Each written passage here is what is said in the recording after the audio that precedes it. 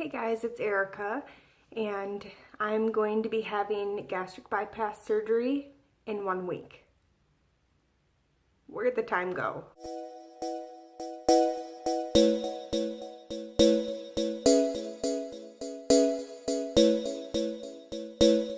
This seemed like the longest process of anything I've ever had to go through, but now it's in 7 days. I kind of freaking out, not gonna lie. I do have anxiety, and this last month it's gotten a lot worse, I'll admit that. So a little background about myself. Again, my name is Erica, and if you want to follow my weight loss journey, I do have an Instagram account along with my YouTube channel. My new Instagram account name is EricaV_RNY. I'm having gastric bypass surgery on Thursday, July 20th at the Fairview Southville Hospital with Dr. Louis Laguna, and I chose gastric bypass over the sleeve because it's been around longer and I need to lose more weight than the sleeve could provide. My mom also had the gastric bypass surgery about 14 years ago, and I'm doing it for the same reasons that she did, which is so I can have a baby. So my mom had me when she was, I think, 23 years old, which I'm 23 right now, but my mom's weight gain didn't really start until after I was born, and she couldn't conceive again. So I'm at that point in my life where I'm so overweight that my polycystic ovarian syndrome, which I also have, is preventing me from even ovulating. So I can't even get pregnant right now if I wanted to. So I know I need to lose a lot of weight in order to start ovulating again, and my husband and I really want to have a kid, so I'm having the surgery to do so. And if the surgery doesn't allow me to have kids, then there's always in vitro fertilization and all those other treatments we can try, but this is my first shot at trying to be fertile again. So I am, let's say, 5'7". I always get told I'm 5'6", 5'6.5", 5'7". So I'll just say 5'7". And my highest weight was this past October on my wedding day. I was 280 pounds, and I'm currently at about 253. On June 22nd, I was 244, but I kind of been having some food funerals lately, is what I've been calling it.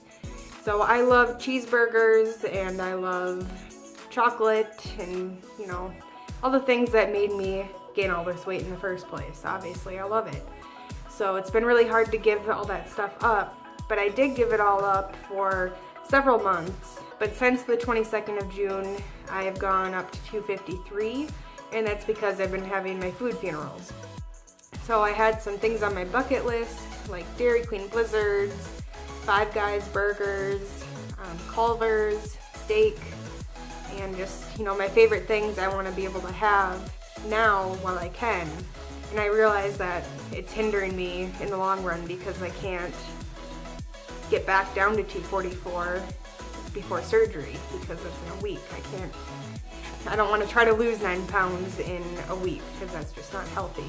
So this next week I'm going to try to do pretty much an all liquid diet. I know most people have to do a 2-week liquid diet phase. So my doctor didn't require a 2-week liquid diet. He didn't require one at all. So I only have to have the magnesium citrate the day before surgery, and that's all they require. But in order to get back down to about 244, I need to try to do an all liquid diet this next week. I have a bunch of protein shakes. I prefer Premier Protein because it's 30 grams of protein compared to most other brands that are about anywhere from 9 grams to 21 grams, I believe. But the Premier Protein keeps me fuller longer, and it tastes better in my opinion. So I'm going to be having that and some of my sugar-free Jell-O and puddings and broth and stuff like that I'll be having, you know, the first month after surgery or so. So I do have a big supply of that already in the fridge, so I'm just going to dig into it now and hope to get closer to 244 before my surgery date. Like I said, my highest weight was 280 in October, and I started this process of scheduling the surgery in January. My initial weigh-in in January was 264, and at that point I was just getting over bronchitis and the flu. I was really miserable, so I had lost a lot of weight from not being able to eat. So it wasn't an accurate weigh-in, my first weigh-in there. So, and then I think a week after that I went to Florida and kind of binged on everything, thinking my surgery would be sooner, and knowing I wouldn't be able to have anything after that I enjoyed, I had whatever I wanted when I was in Florida. So I went back up to like 274, then I had to work my butt off. I gave up coffee for a long time, I gave up pop and fast food and all that stuff until probably a month ago, and things got kind of out of control diet-wise because of my anxiety for surgery coming up. I knew I couldn't have that stuff anymore, so I was just having food funerals.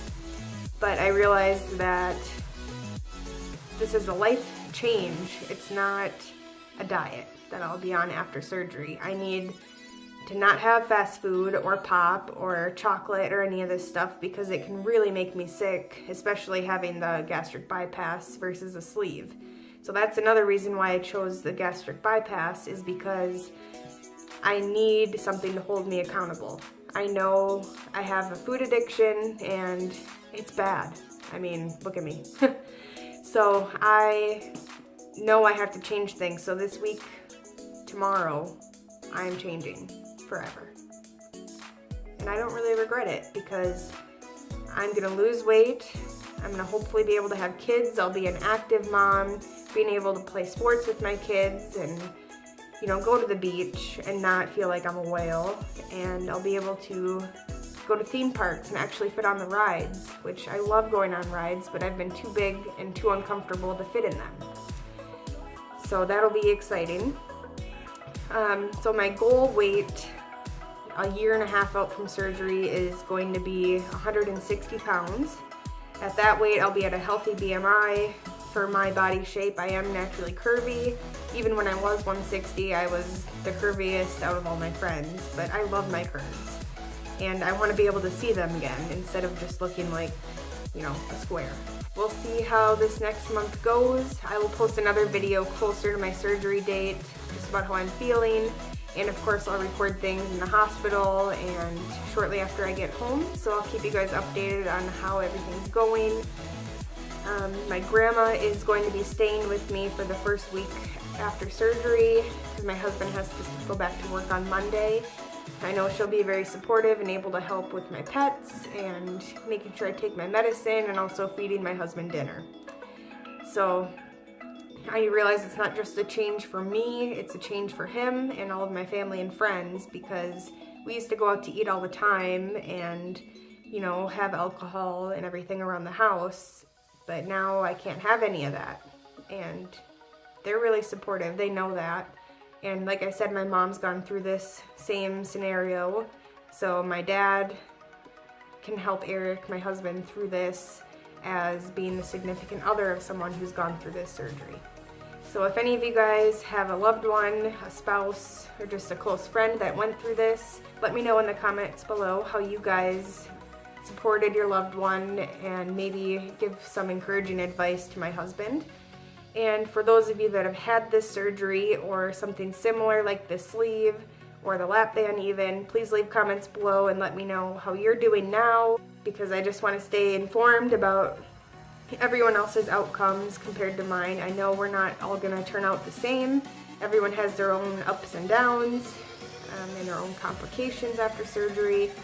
So I know my story won't be exactly what yours was, but it should be something similar. So I'm excited for surgery, I'm nervous, but I'm ready. I just want to get this part over with and begin the rest of my life. So I hope you guys like this video. If you have any questions or comments, leave them below, and I'll try to answer any questions you guys might have in my next video. Otherwise, I'll see you next time. I love ya. Thanks for watching.